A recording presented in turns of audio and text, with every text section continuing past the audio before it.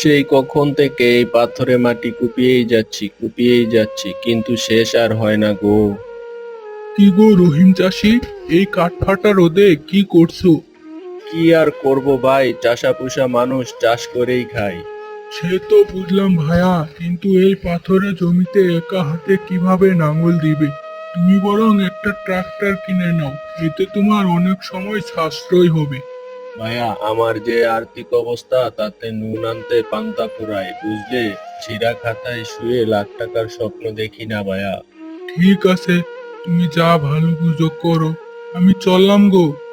হ্যাঁ ভাই, এসো, আমার এখনো অনেক জমি নাঙল দেওয়া বাকি আছে।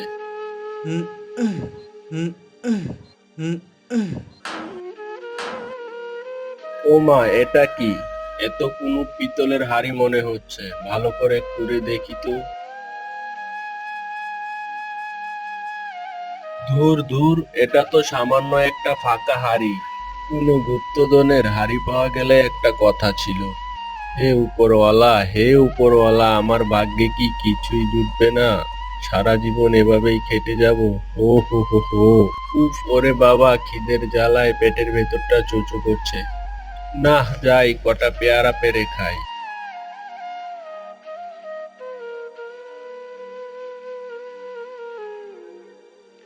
আহ, খিদে পেটে এই পেয়ারা যেন অমৃত। কয়েকটা পেয়ারা বরং গিন্নির জন্য নিয়ে যাই, ওই হাঁড়িটা অন্তত কিছুটা কাজে লাগবে। এবার একটু বিশ্রাম নিয়ে তারপর বাকি জমিটা কোপাতে হবে। এ কি, আমি তো মাত্র কয়েকটা পেয়ারা এখানে রেখেছিলাম, এতগুলো কোথা থেকে এলো? তাহলে নিশ্চয়ই এই হাঁড়িতে কোনো জাদু আছে।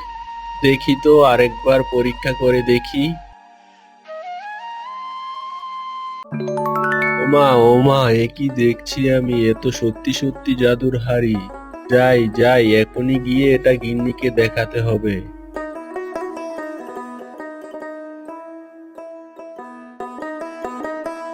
কত বেলা হয়ে গেল, এদিকে লোকটার বাড়ি ফেরার নাম নেই।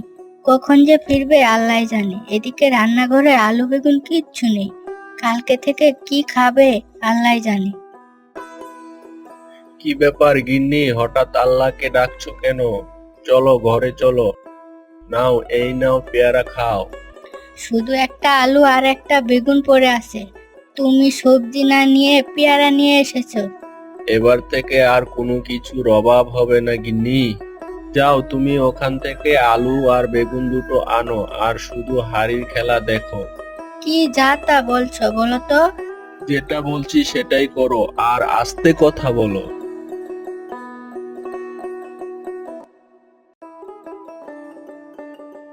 এই নাও ধরো।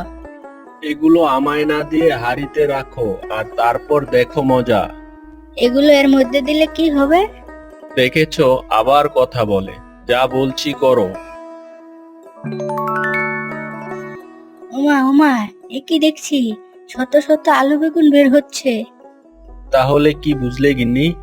উপরওয়ালা আমাদের দিকে মুখ তুলে তাকিয়েছে গো, মুখ তুলে তাকিয়েছে। শুনো গিন্নি, এ কথাটা আবার কারো কাছে পাঁচকান করো না যেন। এবার এ কলসি আমাদের পথ দেখাবে।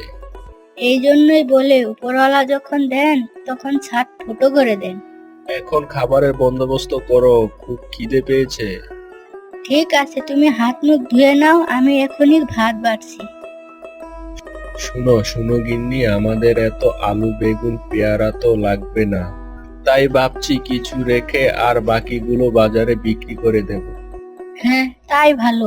এত বাজার তো আমাদের দুজনের সংসারে লাগবে না, বেশি দিন পরে থাকলেও নষ্ট হয়ে যাবে। ও তুমি বেচে দাও। এরপর দেখো গিন্নি, আমাদের জীবনে আর কোনো দুঃখ কষ্ট থাকবে না। হ হ হ। এরপরে রহিম কৃষক বাকি সবজি বাজারে বিক্রি করে আসে। এভাবেই তারা প্রতিদিন সবজি বিক্রি করে কিছুদিনের মধ্যেই একটা নতুন বাড়ি তৈরি করে ফেলে আর সুখে শান্তিতে জীবনযাপন করতে থাকে।